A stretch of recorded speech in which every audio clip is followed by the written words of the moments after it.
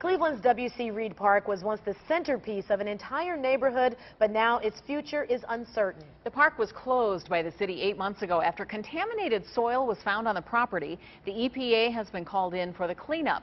But residents say they've been given little input on what happens next. So they contacted 5 on Your Side troubleshooter Joe Paganakis. Joe? Well, Lee, residents are concerned the U.S. EPA will simply come in and strip out an asset that they've come to love. The 12.5 acres of W.C. Reed Park in Cleveland have remained virtually abandoned since November of 2012. Surrounded by temporary fencing, the playfields were closed by the city after core samples uncovered soil contamination. Residents living near the park say the U.S. EPA has ordered up a $2 million cleanup.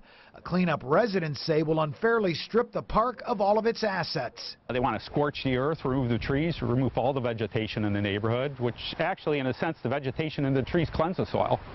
Is that the correct approach? 50 to 70-year-old trees that will be coming down and replaced with 2-inch saplings. Resident Gloria Ferris says her neighborhood council has been given very little information on what the cleanup will entail. She and dozens of other residents believe they should have some input on how the park will be cleaned up. A cleanup residents say doesn't have to devastate the landscape. We've been playing down here for 50, 60 years now, and I've never seen anybody keel over down here. But some residents living in apartments nearby say the park was built on a landfill, and the contamination is affecting their health. Swelling of my eyes, swelling of my throat, and the swelling of my nasal passages, and I have the report from my emergency doctors. Still, other residents believe stirring up the landfill below will do more harm than good. It's been capped. Why open it?